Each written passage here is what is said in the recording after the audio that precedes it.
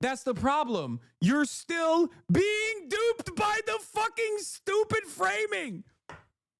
Stop and think, please. The probably is the load-bearing fucking statement here. And no, it's not probably. Read my last.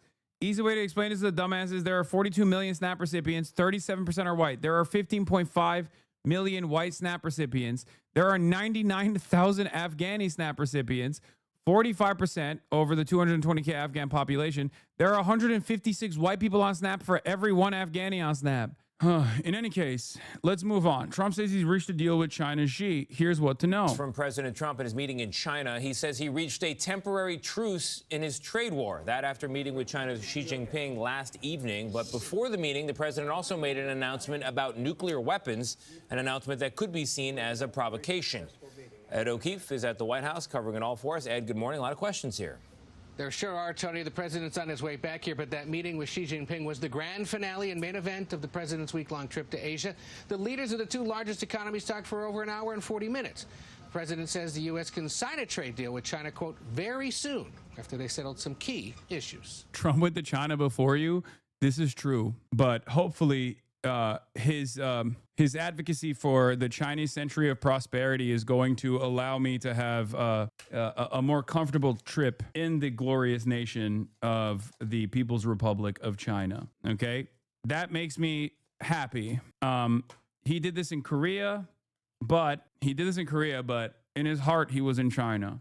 This news channel called you a Muslim extremist. Look at the timestamp, 1246. Really on the intersection of Muslim extremism, including one podcaster known as Hasan Piker, which Sliwa and Cuomo have tried to make an issue of. He said, quote unquote, America deserved 9/11. Like, can you imagine having to hear this from probably a right winger? Like, I'm a Muslim extremist, dude. You have to be a fucking psychopath. They say this shit about Ilhan Omar too. Myself, Zohran Mamdani, Ilhan Omar are some of the most progressive, visible politicians or political advocates in the country, whether it be uncompromising values and defense for trans people or advancing an agenda that revolves around uplifting the material conditions of all American workers, okay? Defending Medicare for all, defending free college. And yet these fucking people who are to my right socially have the audacity to turn around and fucking say that I'm a Muslim extremist. This is Islamophobia. That's what it is, okay? That's what it is. It's just racism. It's just rank racism. There's no other way to fucking go about it, right? This is the exact same position of every slop tuber op as well, something to consider. Exactly. That's what I'm saying. A lot of fucking slop tubers do this shit too, where they go, oh, this guy is a fucking Muslim extremist. The fuck do you mean, brother? I've seen the way you talk about other marginalized identities. The fuck are you talking about? I'm the Muslim extremist. You're the fucking extremist. It's crazy. Anyway, I don't want to fucking talk about this any longer because goddamn, it just gets so fucking annoying to have to relitigate this shit over and over again.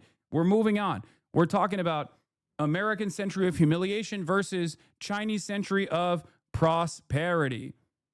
Okay?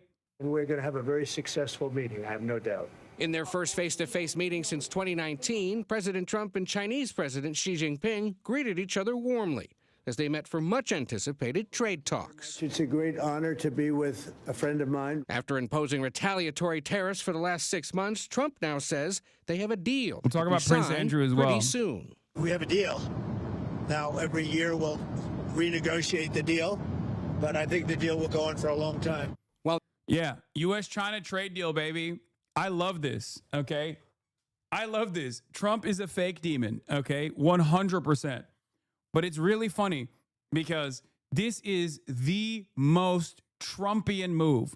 This is so perfectly Trump. Fuck something up and then put the pieces back together haphazardly. The art of the deal, the art of the steal, okay? He fucked it up. Then he postured. He postured for months like he was a real demon, okay? Only to turn around and be like, I was just kidding. I'm a fake demon, okay? I'm a fake demon. Please, let's fix this. Please, let's fix this. And now his dumb fuck followers will turn around and unironically act as though he actually fucking solved something. Yeah, he solved something he broke. How is this good? How is this a good thing? It doesn't make any sense to me that there are so many Americans that literally watch this shit unfold and think, oh, he's so brilliant. He goes into a room and he starts shitting on the walls.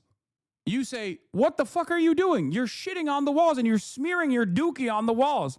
He then stops smearing dookie on the walls and then expects you to thank him. It's like, okay, but before you entered the room, there were no dookie on the walls. You put the dookie on the fucking wall. Clean the dookie. It blows my mind. It blows my fucking mind, dude. He goes, hey, listen, I could have kept smearing more shit on the walls, but I stopped. I fixed it. I fixed it. No, you broke it, and then you didn't fix shit. It's still worse than before you came in. Nothing is official yet. Trump says the U.S. will reduce tariffs on Chinese goods by 10% as China works to reduce the flow of illegal fentanyl. This is the best one. He's like, yeah, we did this for fentanyl. That was a fake reason anyway. And now the fake reason is what? Gonna be solved? Okay, got it. And Trump says China will resume buying American soybeans and ease its limits on the export of rare earth minerals needed to make batteries and other key technology. There's no roadblock at all on rare earth. That will hopefully disappear from our vocabulary for a little while. According to Chinese state media, Xi agreed to reach a consensus on important economic and trade issues. The president says he plans to go to China in April as the two leaders continue to mend a volatile relationship. On the scale of from 0 to 10, with 10 being the best, I would say the meeting was a 12. Okay, I think it was a 12. I think very importantly, just the whole relationship is very, very important. Very interesting, Ed. But before you go, on the nuclear question, just before the meeting, Trump said he was directing the Pentagon to resume testing nuclear weapons. What more can you tell us on that? Yeah, the president said in a social media post that he wants to resume those tests on a, quote, equal basis with Russia and China. It would be a major shift since the U.S. hasn't carried out such tests since the early 1990s. The president offered no details about the timing of the specific tests by other countries he was referring to. Also on this trip, the president said his administration is going to share technology that will allow South Korea to build a nuclear-powered submarine over here in the U.S. in Philadelphia. The South Koreans want to do so to defend the waters around the Korean peninsula. So it's a big military win for the Koreans and a potential economic boost for the United States. Tony? All right, Ed, thank you very much. It's the latest twist in the US-China trading relationship, but it's worth taking stock of just how we got here. This is what Donald Trump's been up to since coming into power the second time round. You can see that within months of coming into office, he was ramping up tariffs on China, first with that 10% broad-based tariff to punish them for their role in the fentanyl trade. That was then increased to 20%. And by spring, you can see things had reached boiling point, a tit-for-tat trade war. This was in the midst of Liberation Day. You might remember when Trump announced tariffs on countries across the world. China hit back. The US tariff was hitting about 145%, both countries effectively deciding to stop trading with each other. Tempers calmed. Behind the scenes, both sides have been trying to figure out a long-lasting deal, but then at the beginning of the month, well, things flared up again. China announced export controls on rare earth elements that are critical for modern-day manufacturing. Trump threatened them with an additional 100% tariff.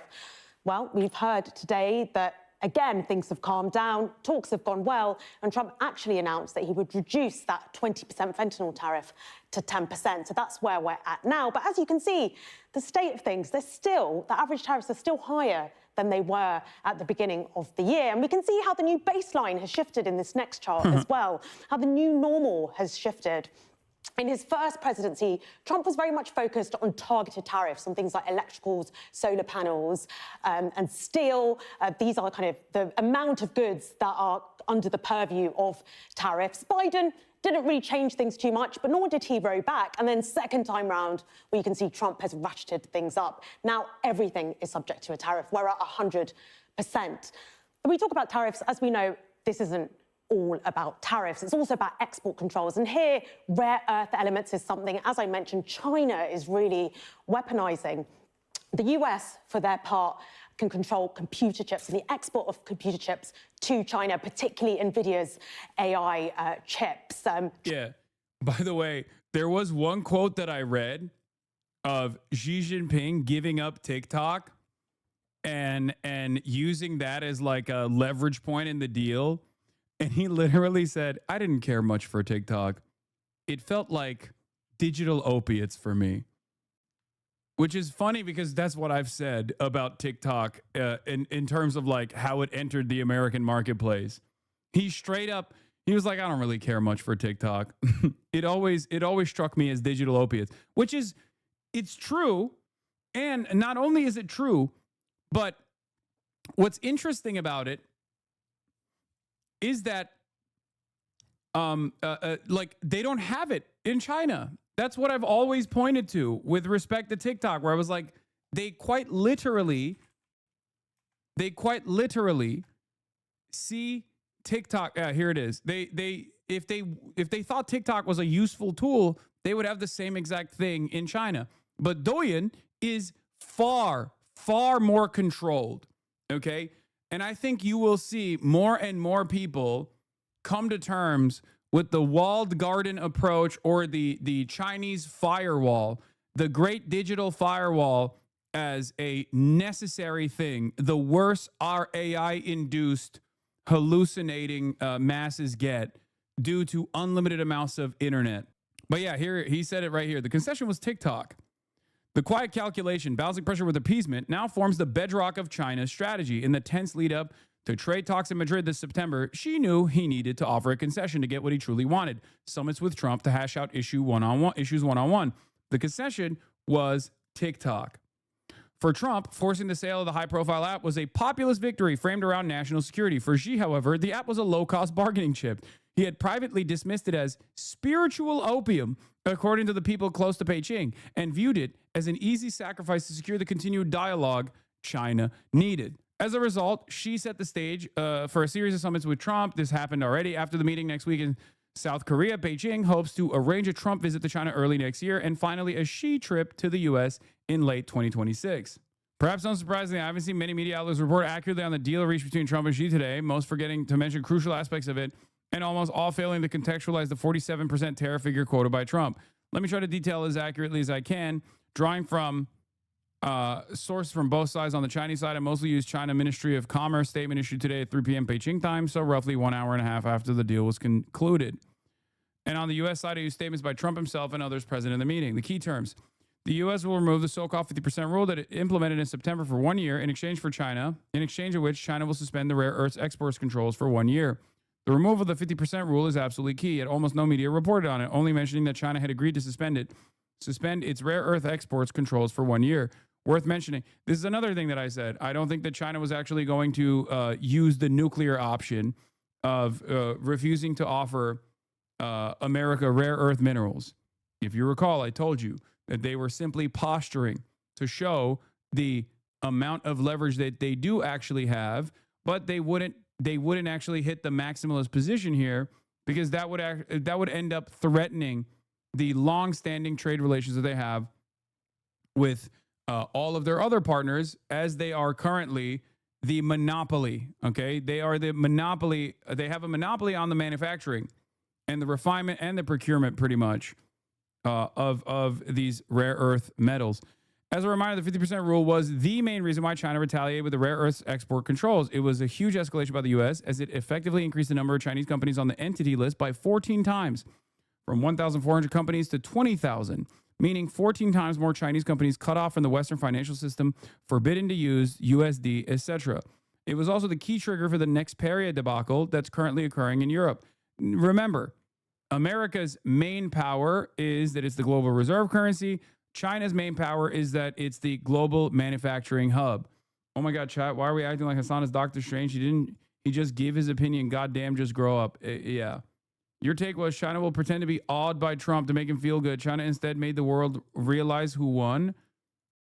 No, I'm saying that for people who are more competent, and I'm sure there's like those who actually dominate American capital as well, who are paying close attention to the back and forth between China and Donald Trump, this doesn't look good for Donald Trump at all, especially because of how long it went. Okay. How long it went and the instability that was born out of the lengthy back and forth process that started because Donald Trump wanted to fuck the bag up. Okay. Having said that, it was always going to end with China coming back to the table and being like, okay, sure, let's get back to business as fucking usual. It does not matter. MAGA is going to eat it. It doesn't matter. MAGA is stupid as fuck. Who cares? It was also the key trigger for the Nexperia debacle that currently is occurring in Europe. The 50% rule would have put Nexperia on the entity list, and the U.S. told the Dutch that the only way Nexperia could escape U.S. sanctions was to get rid of the Chinese ownership in the company. Hence, the Dutch's move to seize the company away from its Chinese ownership almost simultaneously with the introduction of the 50% rule. Unclear what will happen in this case now that the 50% rule has been dropped, but logic would dictate that the company would be given back to its rightful owners. Although admittedly, expecting European legislators to act based upon logic is a tall order. Number two, the U.S. will drop its overall tariffs on China to 47%, meaning that China now benefits 16% tariffs as a part of the Liberation Day tariff policy.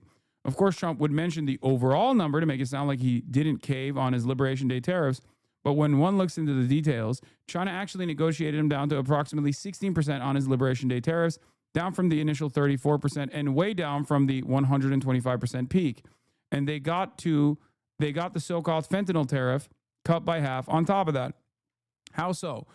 Like, the fentanyl stuff is the stupidest one, right? Like, that was a bullshit reason for why Donald Trump said he was going to do this tariffs regime, so that he could justify it, at least within the existing confines of the American legal limitations, right? He wanted to say there's a war on fentanyl, there's a war on drug trafficking, is a war on drugs, and China is participating in this. All of these other countries are participating in this, and that's the reason why we have to fucking slap them with these tariffs, right? So for them, for China, they just go, okay, yeah, we'll work on it. It's no different than a fucking IOU. An IOU that like Korea offers the American government, saying like, oh, yes, Mr. President, we will totally give you $17 quintillion to develop super factories on U.S. soil. Totally. Let's see what Donald Trump was doing. This is probably one of the more consequential things he said in Japan. And honestly, if you had another, like Kamala, I don't know where the hell she came from, but if you had Kamala. He's in Tokyo saying this shit, by the way. Against Biden, I went up by 29 points. All of a sudden, they take him out. Like, who the fuck? Bro, why would the business leaders of Tokyo give a shit about this? It's like a fighter.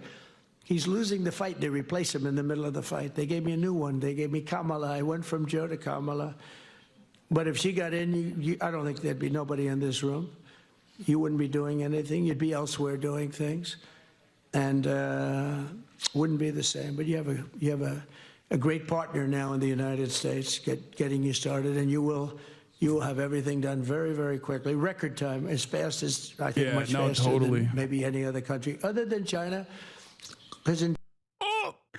Telling a room full, I mean, I guess the Japanese businessmen know that better than anybody else, but like telling a room full of Japanese nationals that the only country that's hotter and faster than America is China is a crazy.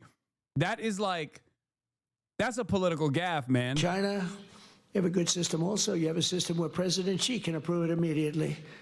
So that's even faster. He doesn't have to wait 2 weeks. I have to wait 2 weeks. But you do. Oh my God. Oh my God. That is crazy. That's worse than him literally touching the back of the emperor, okay? That's like pissing on the emperor. No, actually, this is worse because, you know, Japanese people, I'm sure, hold respect to varying degrees towards the emperor, but I mean, I feel like he's more of like a sideline figure in this day and age, whereas Japanese hatred towards the Chinese is endless. That's right. You guys, you know, you don't have such a good system like the Chinese do. They are much better. Look at how they have recovered and rebuilt. Since World War II, you guys did a lot of bad stuff. Lots of bad stuff. But it turns out, once I'm done with you, they'll come back and conquer you like you tried with Manchuria. First Taiwan, then Japan. Wait for it. Anyway, let's get back to this. Robert Moses, what's going on? Yeah, Kurt and Rosanna, very encouraging news for Zohran Mamdani this morning. There are two new polls just out this morning that show he may be running away with this race. Let's start with an Emerson College Pix 11 The Hill poll of likely voters. It shows Mamdani up 50% to 25% over former Governor Andrew Cuomo, a 25 percentage point spread. Republican Curtis Sliwa gets 21%, 4% remain undecided. A second poll also out today, a Marist poll, shows Mamdani getting 48%, Cuomo 32%, Sliwa 16%, just 3% remain undecided. These polls today follow a Quinnipiac survey yesterday that shows Mamdani up by 10 percentage points. So we have between a 10 and 25 percentage point spread here between these three polls.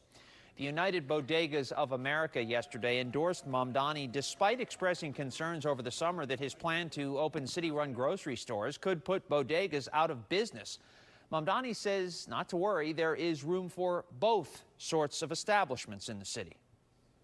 Some of the highest points of revenue in a bodega have to do with cigarette sales, lottery sales. These are not the things that a city is interested in making it easier for New Yorkers to purchase. What we are speaking about are groceries at a very small scale that will be done alongside supporting these bodegas. And because of the United Bodegas of America's endorsement, the co-founder, Fernando Mateo, announced his resignation from the organization. Mateo, a Republican, said the president of the association violated the group's nonprofit status by endorsing a political candidate. Meantime, Cuomo was on Staten Island, a Republican stronghold, to criticize Mamdani for posting this picture of him making an obscene gesture. Bro, this guy! Yo! This fucking guy! He loves his fucking cutouts, dude. Damn, banger after banger. Oh my Lord. Banger after banger from the Cuomo team. What will they do next? Oh, we know. We know the last time he busted out the IRL printouts, it was your boy. It feels like he just gave up on that. Dude, go back to it. You were killing it, Cuomo. Talk about how Zohran Mamdani hung out one time with HasanAbi, who also is known as HasanAbi. What happened? What happened, bro? Zorro Babdabi. We need to stop Zorro Babdabo. We must stop him. God damn. What are we looking at? This is a old tweet of Zohran Kwame Mamdani flipping the bird during COVID at the I was gonna say Christopher Columbus statue, Columbo. And he's saying like, this is Italiaphobia. This is Italiaphobia. Zorad Baba Doobie. Why don't you go back to your TikTok musics instead of doing politics? You're done. You're done. You're done with your freightophobia.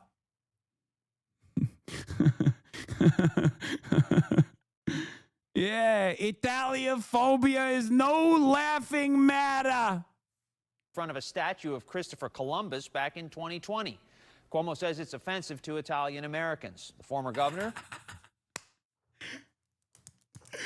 How is this real? How is this real? I can't believe that this is the fucking campaign's last-ditch effort, bro. That is crazy. Oh, my God. Oh, my God. It's so fucking stupid. In this house, Christopher Columbus is a hero. That's what he said. That's what he said. That's what he said. Oh, my Lord, bro. What the fuck? Picked up some endorsements of his own, namely, former Mayor Mike Bloomberg is backing Cuomo, just as he did in the primary. Democratic Congressman Tom Suozzi of Long Island also endorsed the former governor.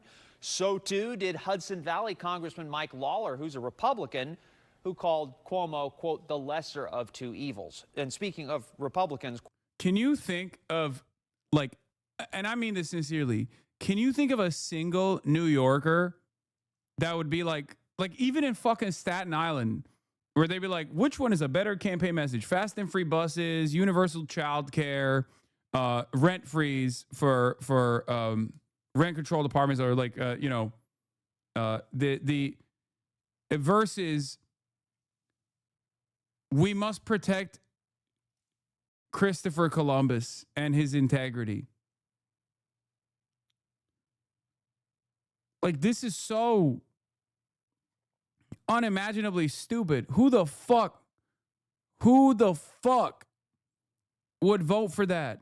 But let me just ask you, if I can, about something else which is coming into us in the last few minutes. This is about immigration to the United States, one of Donald Trump's favorite campaign themes, of course, in the election.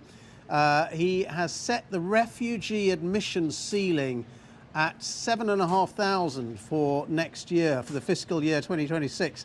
That is the lowest cap on record. That's according to a White House document that's been published. No doubt the administration will be trumpeting that. They certainly will, but it is a very, very controversial move. In the document, which was published on the website of the Federal Register, they said explicitly that of those 7,500 refugees, the vast majority would be white South Africans. Over the last few months, we've seen repeatedly, including in an Oval Office kind of encounter. Oh, hell yeah, dude. Straight up fucking this country over, dude. It's awesome. American century of humiliation, baby. American century of humiliation. We brought it on ourselves. What can you fucking do? Incredible. Encounter with South African President Cyril Ramaphosa.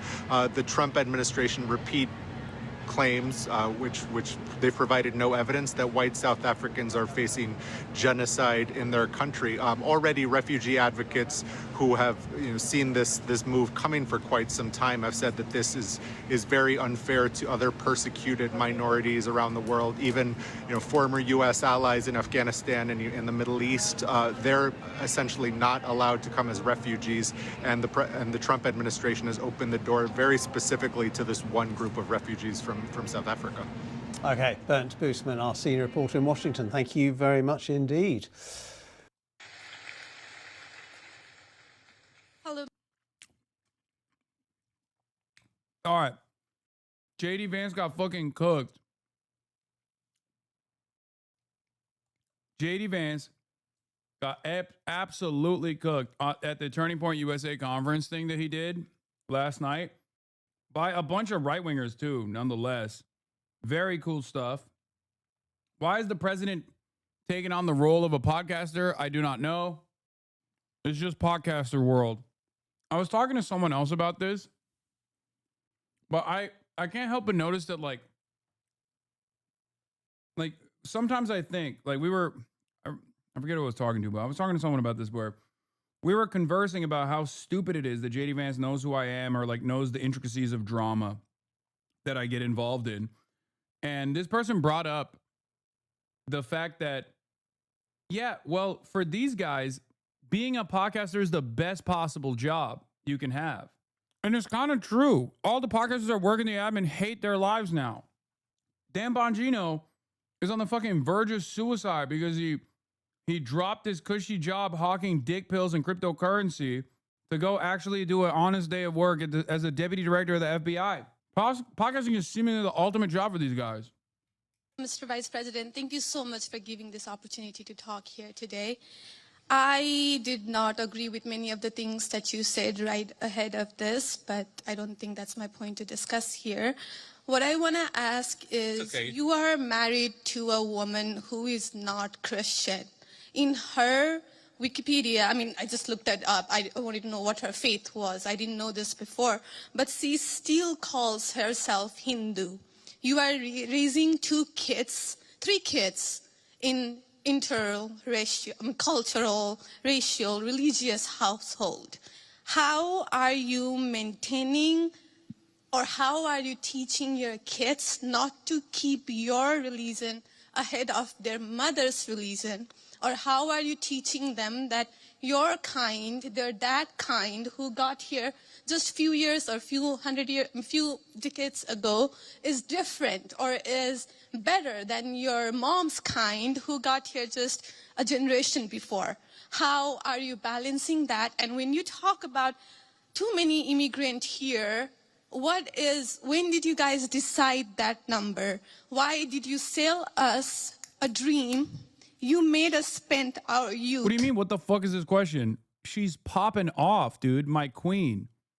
Chatters give no grace to someone whose second language is English. Calm down and listen to her words. She's saying you got an Indian wife who's not Christian, and you're out here kicking big game about Christian nationalism and how immigrants are bad. Like, how do you educate your children on that? It doesn't make any sense. Our wealth in this country and gave us a dream. You don't owe us anything. We have worked hard for it. Then how can you, as a vice president, stand there and say that we have too many of them now and we are going to take them out to people who are here rightfully so by paying the money that you guys asked us? You gave us the path, and now how can you stop it and tell us we don't belong here anymore? And one more thing, I'm sorry, one more thing. Sure. Do you have to There's be... a lot there. I don't know if I'm going to remember all this, but I will try. I'm sorry. I had to say all of this, and please take it with due... I mean, I'm saying all of this with due respect. Go ahead. Please. I have no intention of causing a scene here or anything, but... We're not close to causing a scene, don't worry. But we talked about Christianity, all of this. I'm not even Christian, and I'm here standing to show support. Why are we making Christianity one of the major things that you have to have in common to be one of you guys, to show that I love America just as much as you do? Why is that still a question? Why do I have to be a Christian? Okay, so there was a lot there, and I'm going to try to respond to as much of it as I can. So on the question of immigration, so first of all, I can believe that we should have lower immigration levels, but if the United States passed a law and made a promise to somebody, the United States, of course, has to honor that promise. Nobody's talking about that. I'm talking about people who came in violation of the laws of the United States of America, and I'm talking about in the future reducing the number of people. Sorry, what? Can I continue on that? Because when you just said you are not stopping with the people who came here legally, right? But you are pushing out policies that hurt us. And these policies are not even solving the problems. These policies are just creating chaos. Ma'am. Okay, so again, I'm gonna finish answering the question, and then if I've answered all 9 of your questions in less than 15 minutes, then we can keep on going. We got to have a little fun, right? So here's the thing. I can believe that the United States should lower its levels of immigration in the future, while also respecting that there are people who have come here through lawful immigration pathways that have contributed to the country. But just because one person or 10 people or 100 people came in legally and contributed to the United States of America, does that mean that we're thereby committed to let in 1 million or 10 million or 100 million people a year in the future? No, that's not right. We cannot have, I'll go and finish, we cannot have an immigration policy where what was good for the country 50 or 60 years ago binds the country inevitably for the future. There's too many people who want to come to the United States of America, and my job as vice president is not to look out for the interests of the whole world, it's to look out for the people of the United States. Now, dog, your wife is Indian, owned. That's it.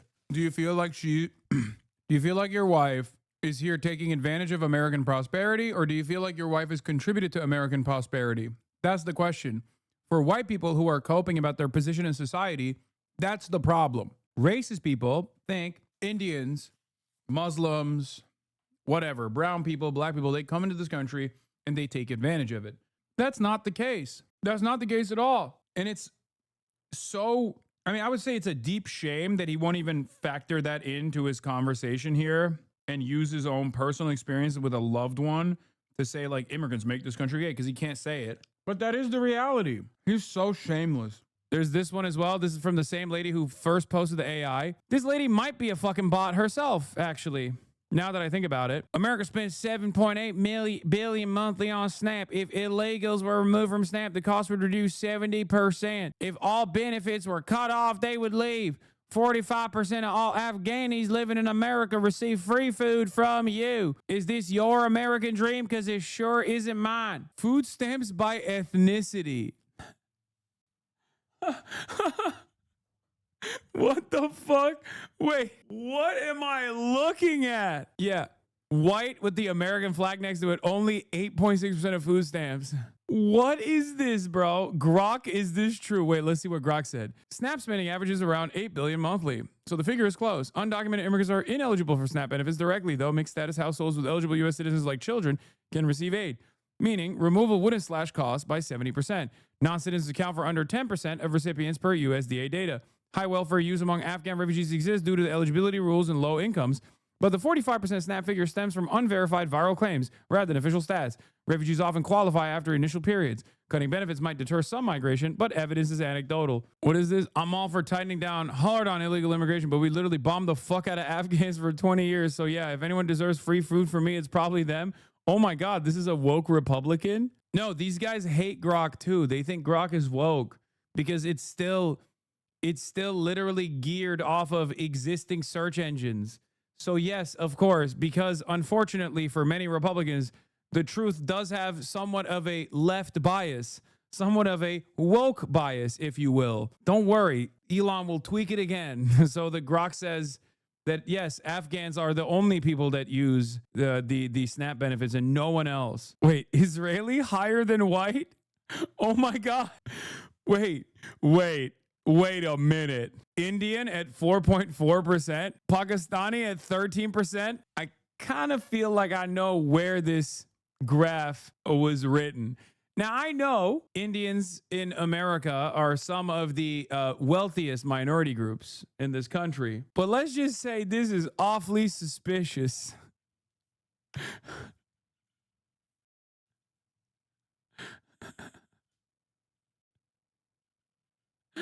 I mean, I don't think any of this is real anyway, but brother, you know what per capita is? Who cares about the specific number of human beings? Is showing that a majority of individuals coming from those regions are receiving benefits. That adds up quickly. Okay. Let's say there's a major crisis in Bhutan and we caused it. Okay. But because the overall number of people living in Bhutan is fairly low, or rather the amount of people that we're bringing in from Bhutan is also relatively low, we bring in 5 people from Bhutan to the United States of America. And we give 100% of those 5 people SNAP recipients.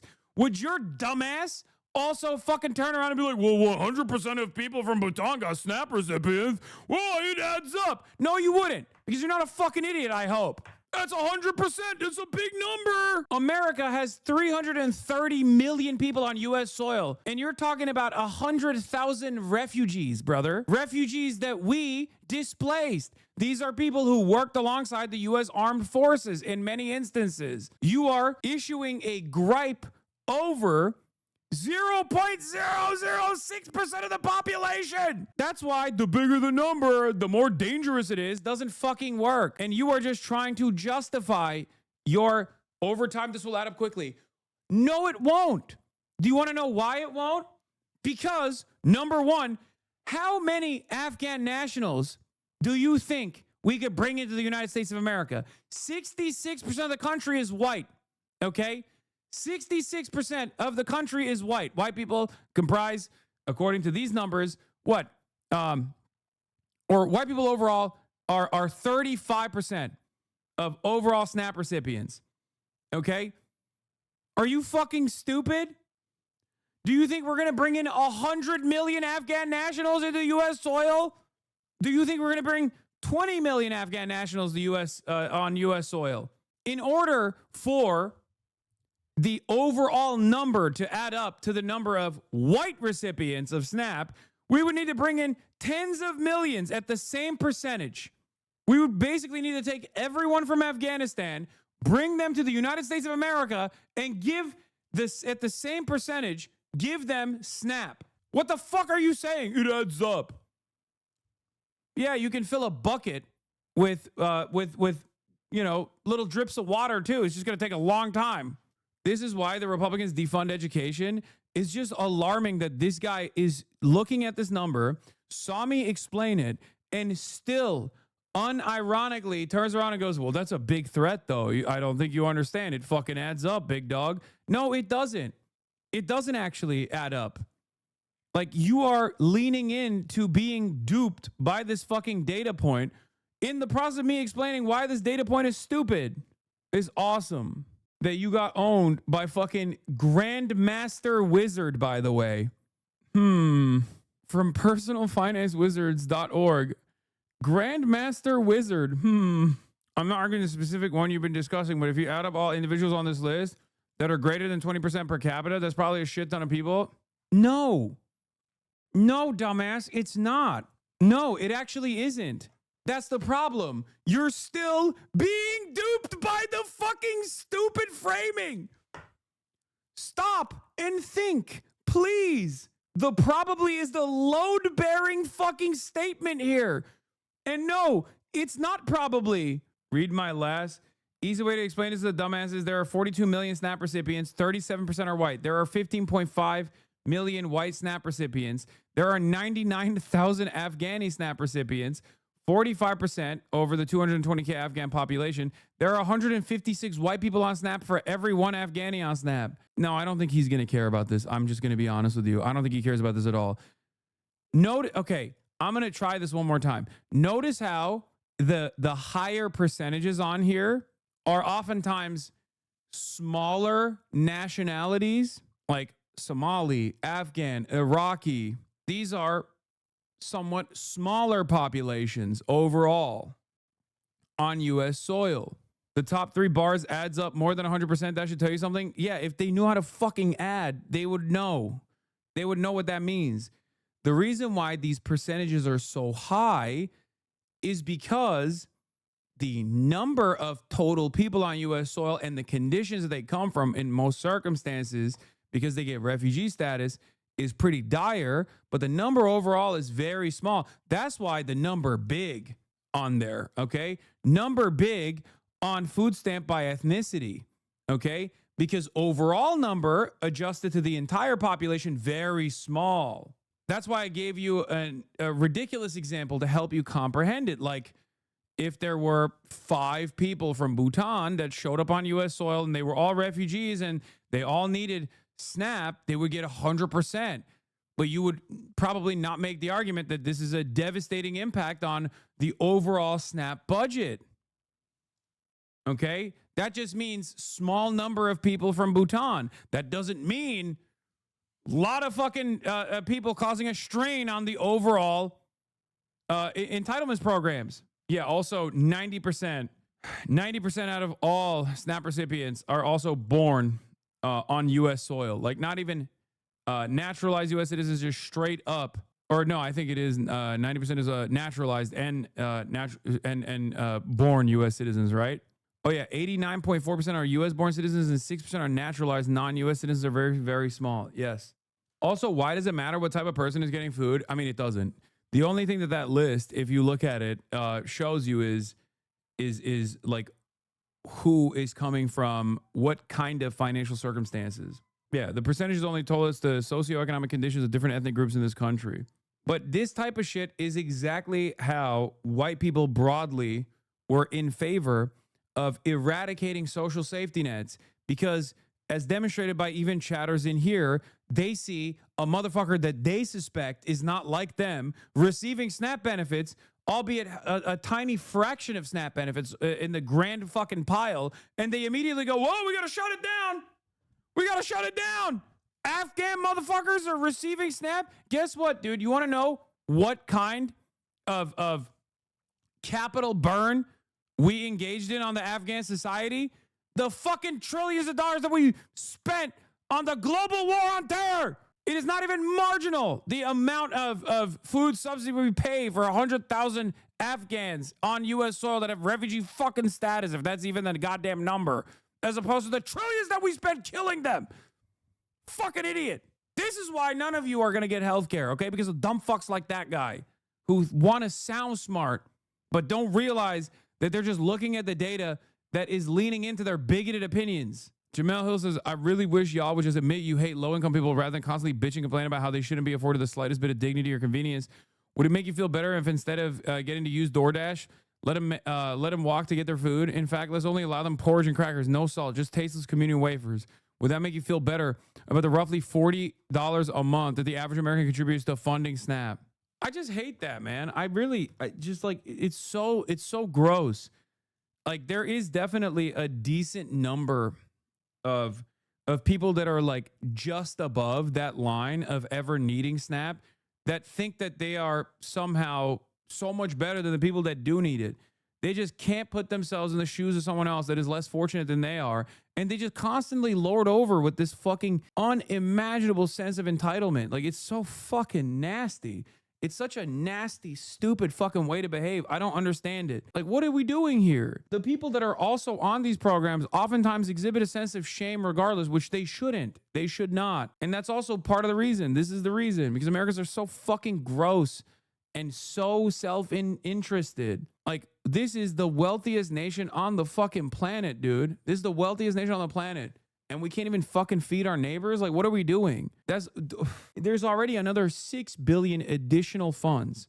$6 billion in contingency funds that the Republican administration is refusing to fucking add on to the SNAP benefits pile right now.